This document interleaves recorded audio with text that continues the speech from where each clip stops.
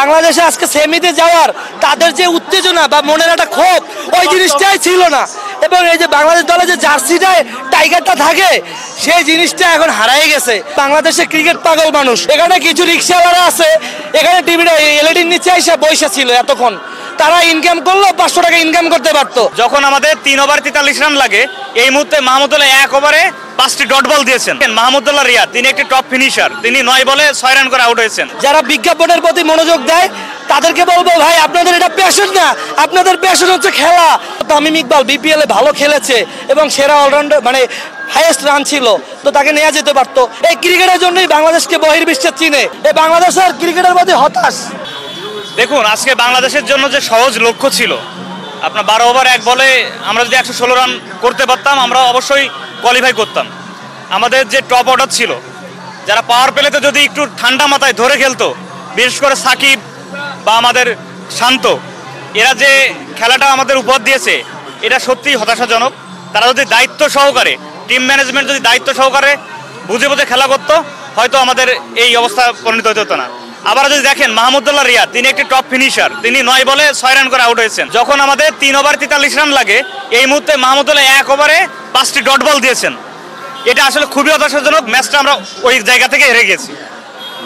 তো দায়িত্বশীল জায়গা থেকে যদি প্লেয়াররা না খেলে তাহলে তো আমাদের ভাই ম্যাচ হারতেই হবে। আসলে ভাই আমি এই যে দেখেন আমার চোখ দিয়ে তাকাইতে পারি না, রাতে ঘুমাই নাই, সকালে 6টা বাজ থেকে প্রিপারেশন নিছি, মানে 5টায় উঠছি, ডিসি আসবো, এখানে 6:30 থেকে ছিলাম।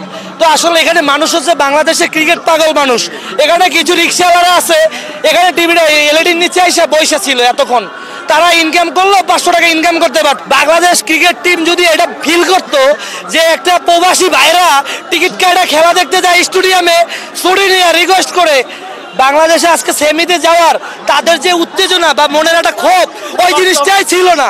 এবং এই যে বাংলাদেশ দলে যে জার্সিটায় টাইগারটা থাকে সেই জিনিসটা এখন হারাই গেছে। বাংলাদেশ ক্রিকেট দলের প্রতি আগে মানুষের ভালোবাসা ছিল, থিম সং বানাইতো ওয়ার্ল্ড কাপের জন্য, কিন্তু সেটা কই?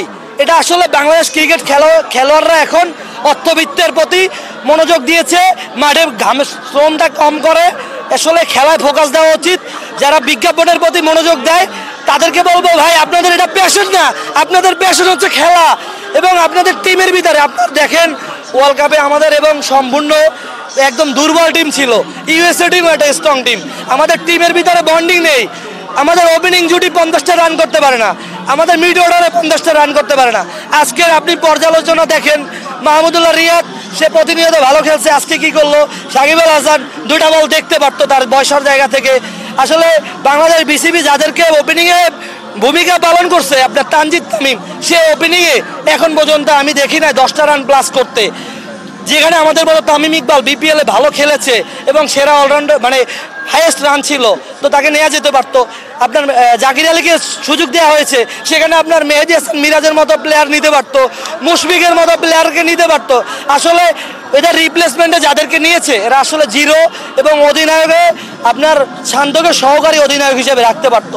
এখন সামনে আমাদের এগুলো বলে লাভ নাই, ফিউচারে 2027 সাল পর্যন্ত আপনার 150টা ম্যাচ রয়েছে সবচেয়ে বেশি, তো ওইভাবে করে আমাদের টিমটা গঠন করা উচিত বলে আমি মনে করি।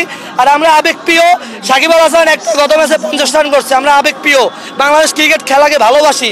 আসলে এই ক্রিকেটের জন্যই বাংলাদেশকে বহির্বিশ্বে চিনে। আসলে কষ্টে ভাই কি বলবো, আর বলার মতো নাই। আপনারা মিডিয়াও এই খেলাটাকে প্রচার করেন, আসলে দুঃখ, আজকে হতাশা। আপনাদেরকে ভাই আর কিছু বলার নাই, আমরা হতাশ, এই বাংলাদেশের ক্রিকেটের প্রতি হতাশ।